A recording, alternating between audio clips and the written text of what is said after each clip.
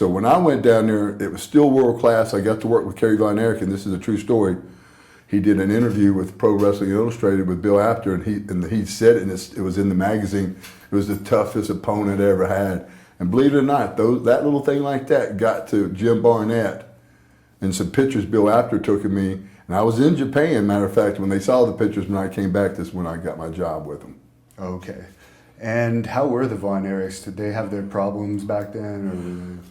You know, this the thing is, Kerry Von Erich was one of the most one of the nicest people you ever met in your life, and a gentleman, okay? His brother, the only one I met was Kevin, and this guy was, I don't know, he was just, in my opinion, wasn't all there. He didn't have a lot to say and stuff like that. Now, I realized too, with Kerry, you know, we know Kerry had his problems, his demons at that time. This is a true story, and I hate even saying this, but I remember the first time I met him, this is before we actually worked together, it was at TV in Memphis, and he looked at me, came to me and says, "Hey man, Kerry Von Erich." I said, "Sid Vicious." He goes, "You and I are gonna make some money one day." He goes, "You know what the dressing room is?" And I told him. So like the third time he come in and asked me that, first I'm thinking this is a joke, but it wasn't a joke, he was being serious. And me and him and Paul Diamond were on the road one time. We were staying in Boston.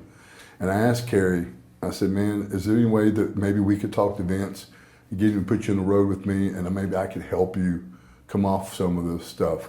I didn't say come off, maybe we could just ride together. And he said, "Sid, I quit doing drugs last night," and he didn't. Right. And this is one other story I want to say about the Von Erichs, and I'll be finished with it. You know, when he passed away, I went to the Sport at 20 and did a free show. Drove myself free for that. I was working with WCW. I took a weekend off to go there to do the show for Mike Davis' benefit. This is a true story. This is what I know everybody was there knew what happened. Well, again, I drove myself there, paid my own room, working for free, and Kevin Von Erich and his father held the show up for $2,000. Now, what sense does that make? Yeah. It was a benefit for them, for Kerry. And I was so mad, but I went ahead and did it. You know, what am I going to do? You know, but that's what happened on that Von Erich story.